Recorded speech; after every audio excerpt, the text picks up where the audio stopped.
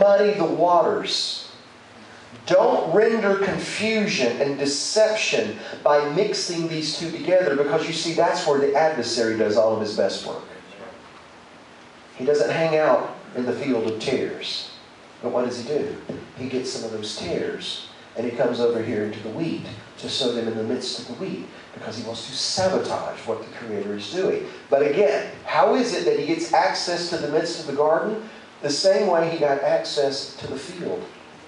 While men slept. You see, if they were sleeping, I'll suggest to you, that means they weren't gardening. We know they worked the field, that apparently at some point in time there was nobody guarding the field. And when you know that there's an adversary out there that is just dying to get into the field and to sabotage it, to destroy it from within, you don't let your guard down. You have to be diligent. In Deuteronomy, Devarim chapter 8, verse 1, Moses tells Israel, he says, be careful to guard. That's what the word really means. It says observe in a lot of translations. But be careful to observe, or to guard, literally, all these commands which I command you today. Guard them. Do them. Guard them. Be careful to observe all these commands which I command you today, for this purpose, that you may live. How many of us want to live? That you may live, that you may multiply, and that you may possess the land that the Lord swore unto your fathers. So if you want to live, if you want to multiply, and if you want to possess the land that the Lord swore unto your fathers, then what must we do? We must be careful to guard all these commands. In fact, we're told to keep the Shabbat, which means literally to guard the Shabbat. And how many of you that have embraced Shabbat, living in this culture, now really understand what that means?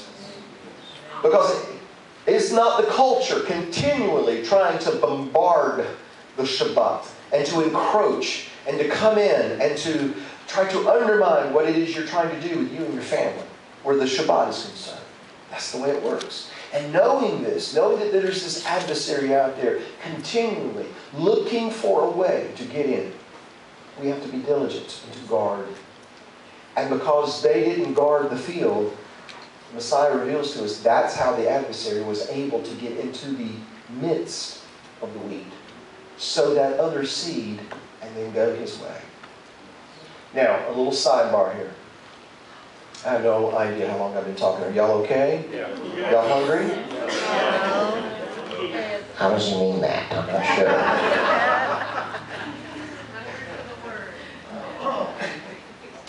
Little sidebar. Messiah, who's the last Adam, remember? He has a meal, has the supper with his Talmidim, his disciples, on the eve of his crucifixion. And so after that, they sing hymns, they sing songs, and then they go to a garden. And if you read the account very carefully, you'll see that most of the disciples stayed kind of on the outside. But then he takes Peter, James, and John, and they go a little farther into the garden.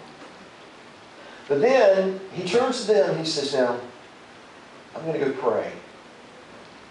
I'm at the point of death. I feel such anxiety. And here's what I want you to do for me. Watch and pray. And then he goes about a stone's throw away and he begins to pray, Father, if it were possible, let this cup pass from me. Nevertheless, not my will, but your will be done.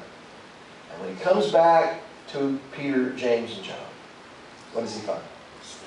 They're sleeping. What were they supposed to be doing? Watching and praying. And when he says to watch, what does that suggest? Guarding. Praying would be what the bondservant would be doing, would be what the priest would be doing. It's the work and the guard principle. When Nehemiah and Ezra, they were rebuilding the walls of Jerusalem, how did they do it? With a tool in one hand and a weapon in the other. Why? Because they were having to work and to guard simultaneously. Why? Because there was a guy by the name of Sanballat who came posing as their friend saying, let us help you do this work. But when he got off with his little buddies, he was saying this, we're going to get into the midst of them to destroy them. I'm probably jumping all over the place here, but I hope I'm making my point. Balaam, the seer from Mesopotamia.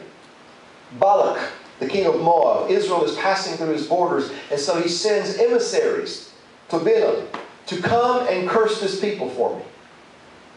And so the emissaries come promising wealth and prestige.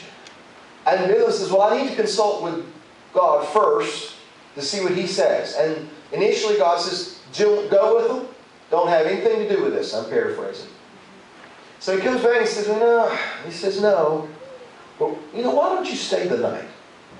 I'll check with him in the morning and see if he's had a change of heart. So they stay the night. He gets up the next morning and consults with God. And I said, well, go. But you better say only what I tell you to say.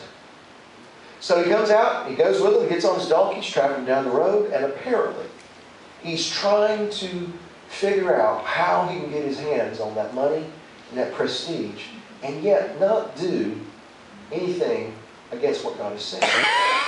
In other words, let's put it this way. He's trying to figure out how I can take what's holy and mingle with what's profane to get what I want. And as he's going down the road on his donkey, you remember, the donkey sees the angel up ahead with sword drawn, ready to take him out. What was your terminology? Ready to do a smackdown on him? Is that what it was? Ready to take him out. Which, that's what suggests that Balaam must have been pondering this. And you remember how the donkey is running into the wall and sitting down, not moving. He's afraid of the angel. And Balaam gets off the donkey and starts whacking away at the donkey. And then apparently, something happened to Balaam that happens every day. And that is the donkey began to speak to him. I say that because he doesn't run away. He doesn't freak out. What does he do? He starts talking back to the donkey. But then Balaam's eyes are opened and he sees the angel. And basically the message of the angel was this. That donkey just saved your life. So I was standing here ready to destroy you. But that donkey saved your life. So I'm going to remind you, Balaam. Don't say anything other than what the Creator has told you to say. So he goes on and meets with Balak 3 times. They go up to the top of the mountain overlooking Israel. 3 times he goes up there to curse. And 3 times what does he do? Bless. The Lord says to bless, therefore I must bless. The principle is you cannot curse what God has blessed. You can't. The flip side of that is you can't bless what He's cursed. Which means you cannot bless that BLT. And expect it to be clean. Just saying. All right, but let me kind of condense the story. If that were the end of the story, then perhaps things would have been well for Balaam.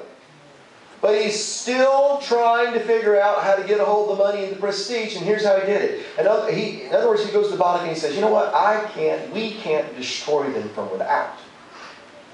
But if you can entice their sons and daughters to mingle with your sons and daughters, they'll do to themselves what we cannot do to them.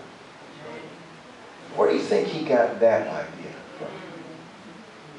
You see, the thief comes not but to steal, kill, and destroy.